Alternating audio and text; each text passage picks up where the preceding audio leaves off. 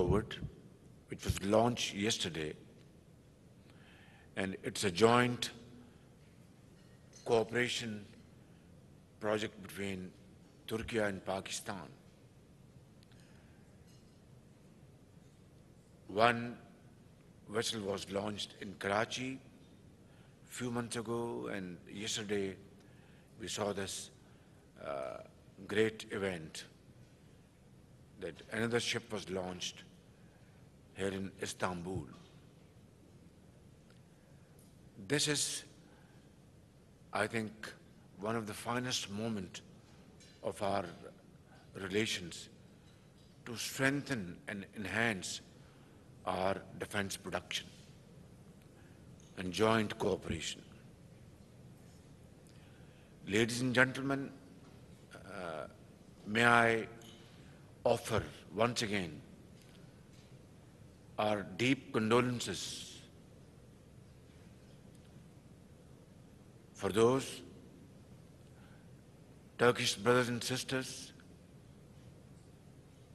who were martyred by terrorists in a barbaric action against innocent people of Turkey. Our hearts go out for the families, and we pray to Allah Almighty to grant all of them place in Jannah, inshallah. Turkey has been victim of terrorist attacks like Pakistan. And we are very happy to note that Turkish authorities were able to haul up terrorists within no time, which sent a very strong message to all and sundry that Turkish strength to fight this menace cannot be taken lightly. So we share your grief, your pain, as much as Pakistan suffered for long years the hands of these terrorists. And as we all know and agree, the terrorists have no religion. They are not human beings, and they belong to no one's land. They are terrorists, they are cruel, they are barbaric, and the entire peace-loving community should act together against them with great strength and effort. Pakistan paid huge sacrifices to fight this menace, and alhamdulillah, to a very large extent, they have been defeated. But in the process, our officers from the armed forces of Pakistan, our sepoys, from law enforcing agencies, common man, traders, doctors, mothers, children, paid huge sacrifices to defeat them. We are also very grateful to Brother Tayyip Erdogan and Turkish government and the people of Turkey for helping Pakistan once again during the recent floods, which devastated a large swath of population from the province of Sindh to Balochistan, Khyber Pakhtunkhwa, Punjab and northern areas. 33 million people were affected by these merciless floods. Millions of houses were either completely damaged or partially damaged. More than 1,700 people, including children, left this world. And Brother Tayyib Erdogan called me the same night, and subsequently air bridge was established between Ankara and Islamabad and Karachi and other places of Pakistan. Trains loaded with goods for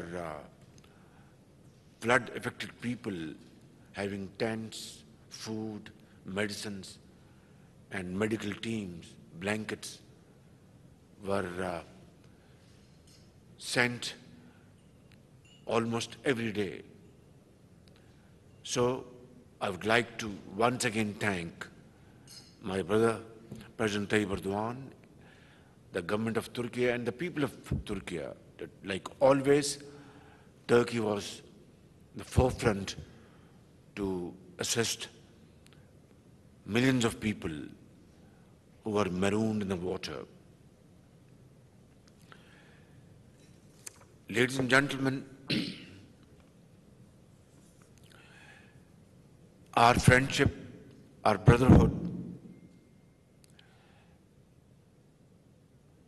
is known to all and sundry. The world knows that Turkey and Pakistan are like two brothers, like a family. Our hearts beat together. Although we speak different languages, but we know what we are saying to each other. Our hearts and minds understand it extremely well. But our relations, historical fraternal relations, are not properly reflected through the volume of trade and investment between the two countries. I know there is no dearth of efforts on your side. I think you are too keen and desirous to come and invest in Pakistan and vice versa. But then, trade is trade, investment is investment. These are governed by commercial rules and regulations.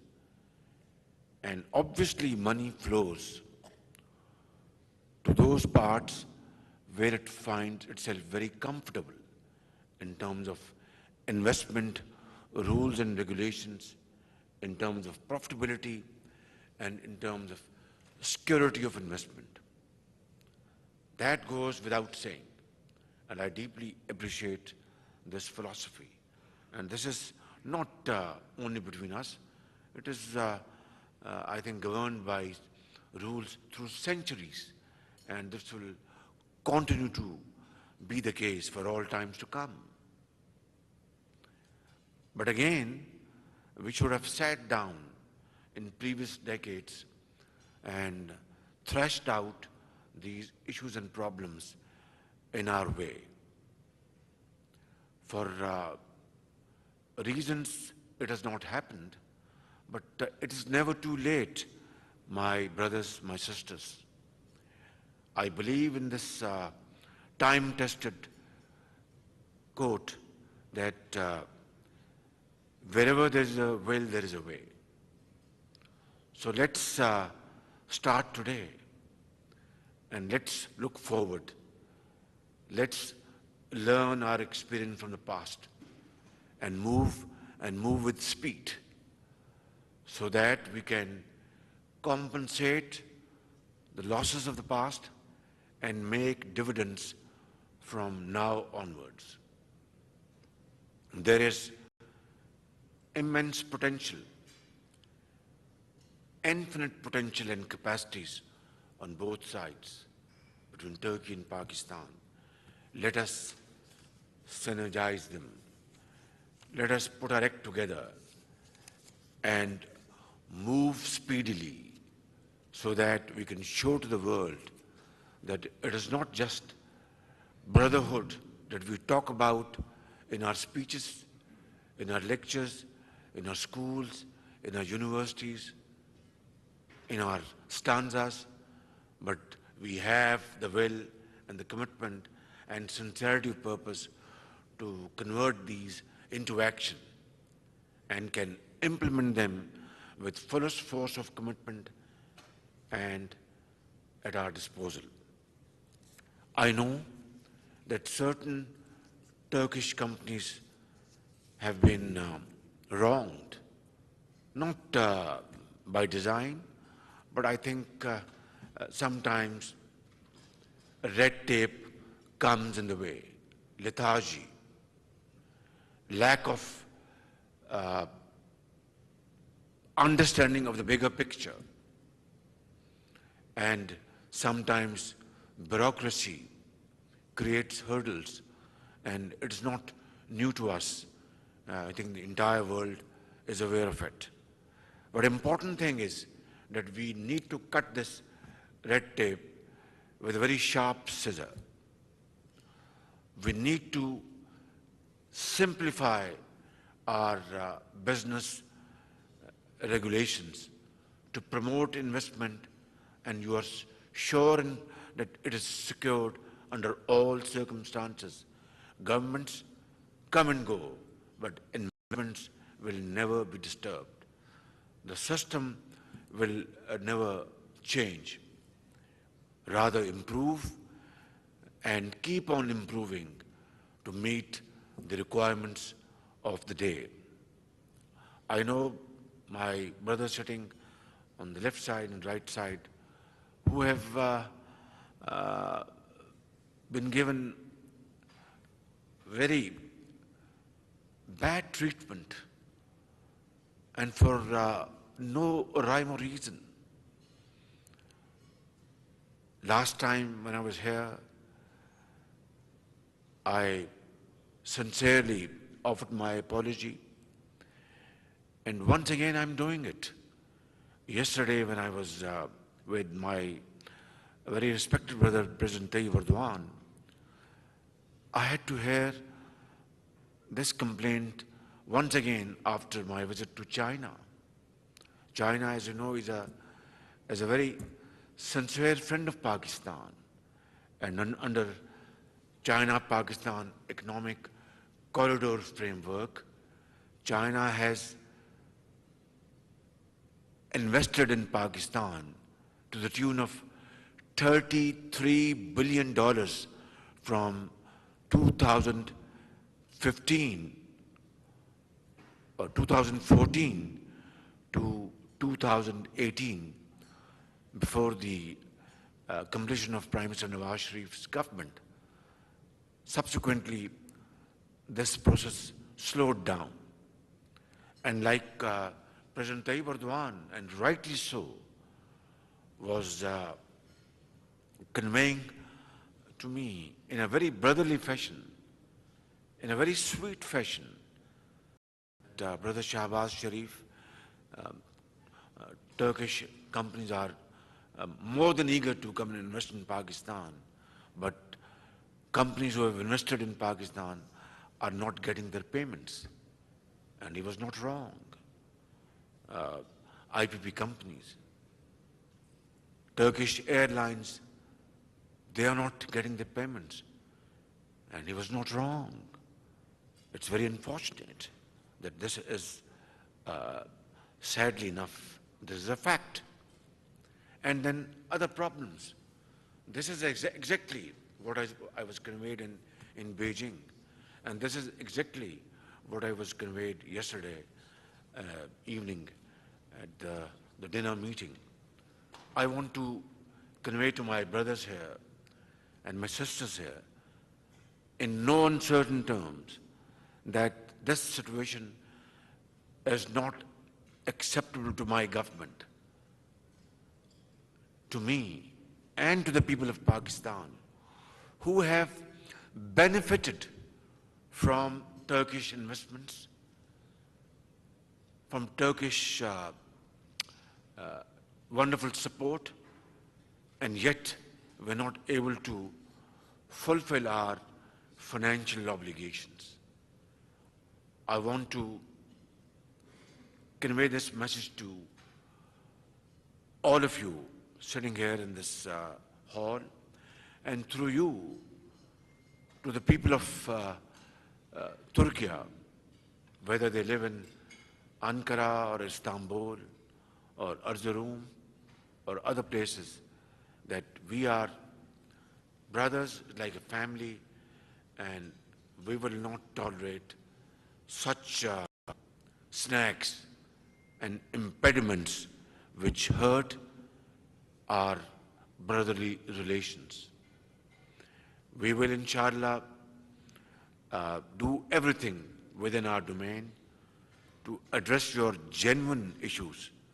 And I was very happy to hear a wonderful voice that my friend, my brother, with a very smart beard and a young man, Mr. Sinanak, that his problems have been resolved.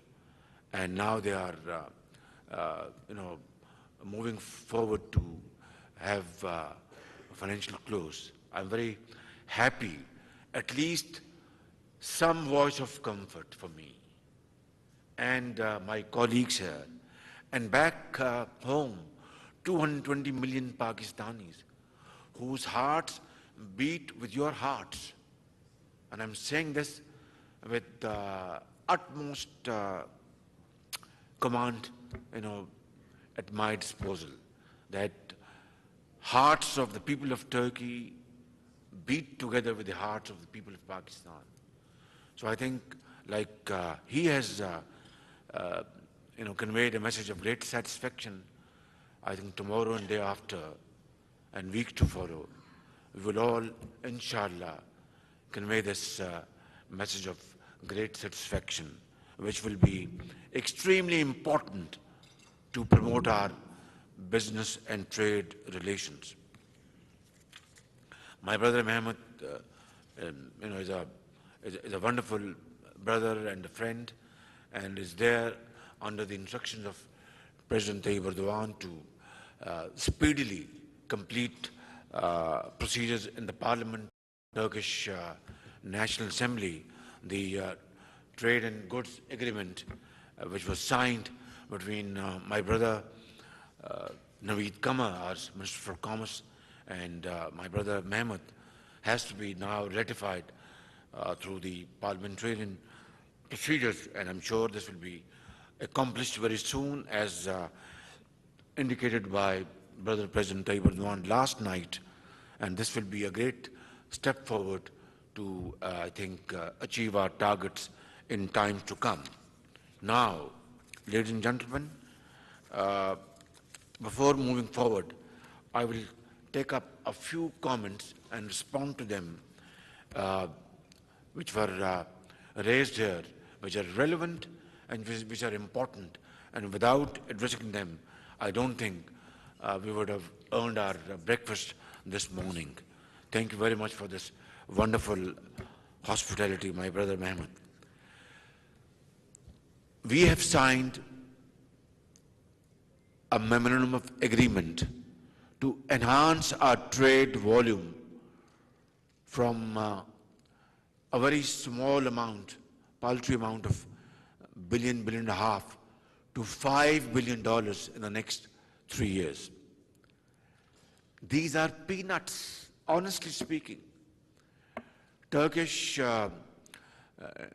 trade, is hovering around $220 billion. 250 $250 billion. And trade between Pakistan and Turkey is just $1 or $1.5 billion. Just a fraction of a percent. And it does not augur well for our relationship. The world, talks about it. Oh, you are brothers and friends, but your trade is just $1 billion. And there is infinite potential on your side and our side to, I think, jack it up to $5 billion in 3 years. It's I think it's not a big task at all. So let's resolve and let's commit today that we will do everything to achieve this target in 3 years, rather double it in 3 years. And that is again not a big task. And when my brother said that mehnat kamyabi ki kunji hai, that hard work and hard work and hard work and untiring efforts is the key to a wonderful success story. Without hard work, we can keep on making wonderful speeches and write wonderful summaries and do wonderful feasibilities. It will be of no consequence at all unless it is converted into action through hard work and untiring efforts, like President Tayyip Erdogan has done for the people of Turkey and transform Turkey into a modern and forward-looking society in the community of nations. And this is what I firmly believe in. And inshallah, through hard work and untiring efforts and sincerity of purpose, we will achieve these targets. The world is passing through very difficult challenges, like Russia-Ukrainian conflict, which has led to spiraling world commodity prices. Oil prices have touched highest level in recent history. Gas is not available, and developing countries like Pakistan is suffering for no rhyme or reason. And similarly, there have been shortages of items like wheat and fertilizer, which are so badly required by agrarian economies like Pakistan. And again, the credit goes to my brother Tayyip Erdogan to have resolved through wonderful diplomacy and rescued a very difficult situation the world had been facing for the last more than a year, ever since this conflict started and shipments of grain and wheat started taking place from Ukraine. I think the entire credit goes to my wonderful brother Tayyip Erdogan, his vision, his diplomacy, combined with efforts of Secretary General of United Nations. Mr. Guterres is a wonderful man. He speaks the language of the common man in this world.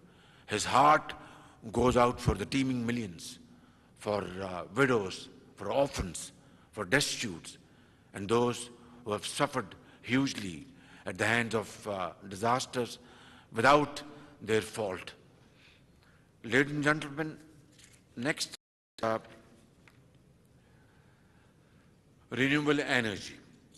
Now, my government has decided, and we are absolutely resolved, it's an iron resolve, that we want to cut down our very expensive imports of oil and petroleum products. Last year, we had to spend $27 billion to finance our petroleum, import of our petroleum products. We simply can't afford this. We simply cannot afford this. Therefore, my government has been working for months, and then a month and a half ago, we had a conference in Islamabad where we invited potential investors within and without, our Turkish potential investors from China and other parts of the world, Germany, United States of America, Middle East, Saudi Arabia, and rolled out our vision of 10,000 megawatts of solar investments in Pakistan. 10,000 megawatts. And it's not just a paper or a talk or a feasibility. I, along with my colleagues and with the prayers of the people of Pakistan, have great intention. We are committed to this philosophy that we shall, inshallah, implement this scheme in letter and spirit, with our own resources, with investment from Turkey, from China, from Saudi Arabia, from Qatar, from UAE, from the United States of America, from wherever. And we will ensure that we will create conducive environment, enabling environment, friendly environment. I want to assure you, please try to understand that past is past. And we are walking into the future with a sense of great understanding, learning our lesson from the past, and we'll move forward with this commitment that my investor is my master. And that's what I believe in, not from today, but from ages. And that's what we are going to implement in times to come. So please be ready with your coffers open and come to Pakistan. I'm going to hold a special conference for our Turkish brothers and sisters. We will put before you a presentation over there and show you. I will sit down along with you, with Brother Mehmet, I'm sure he's going to come, and show you over there that this is our plan. And there we will ensure speedy payments to you. It will be a complete departure from the past. Within 60 days, Turkish and of course all international investors will be paid without recourse to any third party. And it will be very transparent, very speedy, and I think this will be a gateway to a new order in Pakistan. This will save us from importing crude oil and petroleum products and save our very scarce billions of dollars, which will be then plowed back in agriculture, in industry, IT, and so on and so forth. So please trust me, trust my words, come to Pakistan, and I will show you that we are, inshallah, will be great partners in this great investment portfolio, which will be a win-win situation. I was just thinking of, have we done anything else to address your grievances and solve your problems? Like Brother Sinanek said that all his problems are solved and is now moving forward to his investment portfolio of 100 megawatts of solar power in south of Punjab. OSPAC had also a problem, and their payments were frozen by the previous government for no rhyme or reason, without any legal, any ethical reason, any logic. And we were absolutely flabbergasted. We were deeply embarrassed. But then we were able to, through Board of Investment, were able to facilitate OSPAC, and rupees 830 million from Lahore Waste Management Company were paid to them. If I'm not wrong, this is the amount which was paid to them. And that shows our spirit, our sincerity of purpose to correct a wrong and not repeat it again. So I think these two examples, my brothers and sisters, will be enough to assure you and reassure you and reaffirm my commitment that we mean business and past mistakes will not be repeated.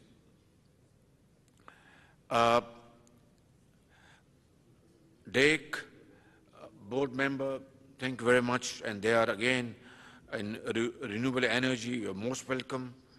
And Hyatt Group, they had some problems. And then Havelson Software Defense Industry, you are most welcome. Irfan Aka, Chairperson Dolson, yes, I believe you are not given required foreign exchange by the State Bank of Pakistan to import your parts and components. Yes, we had a very serious problem. I mean, I accepted. We are sitting here like a family, and you know, we were barely able to avert a default in Pakistan's history. Allah Almighty has been very merciful and infinitely kind, and we were able to avert this default situation. And now we are, in the right direction. So we had to conserve our foreign exchange, and therefore, very pressing requirements by those exporters who import vital parts and components were feeling great difficulty in meeting the requirements. We are very sorry, but then, inshallah, slowly but surely, this will be managed, and it's being managed. And my brother Naveed Kamar is always very, very, straightforward in cabinet meetings, and he, sort of defends your case very ably, and with one sole purpose, that we must serve Pakistan's national interest, and we must not allow our investors to shy away from investments in Pakistan. Similarly, CEO Turkish airspace, attack helicopters and fighter jets. I was so happy to know from my brother President Tayyip Erdogan that great leap forward, great progress is being made by Turkish defense industry, and Pakistan's defense industry and Turkish defense industry have already started this process of joint cooperation. I want to assure you that we will, inshallah, enhance this cooperation in times to come, and we will have wonderful opportunities to defend our countries through our mutual cooperation. We are not, we are two brotherly countries who believe in peace. Peaceful means to exist and coexist in this world which unfortunately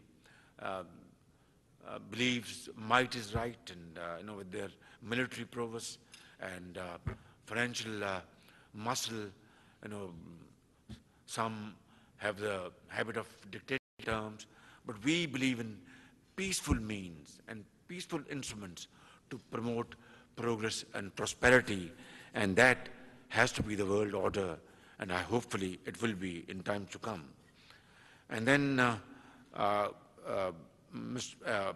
Lemak, and you have done NHA projects, hydro project, and Brother Mehmet spoke to me about you, and I met you in Pakistan. I mean, it's not a secret.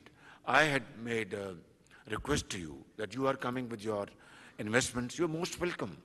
And my Turkish investors are my masters. But then we have to have a transparent bidding process. Without that, I cannot allow, not only Turkish investment, even in Pakistan, or from China, or from anywhere else in the world, that we forego or scuttle transparent bidding process and allow an investment to take place. Because, of course, investments are made to have profits and benefits. But then, like a Turkish parliament, my parliament in Pakistan, our provincial assemblies in Pakistan, who have been elected by the people, have every right to ask Prime Minister Shahbaz Sharif, how did you allow this investment without bidding process?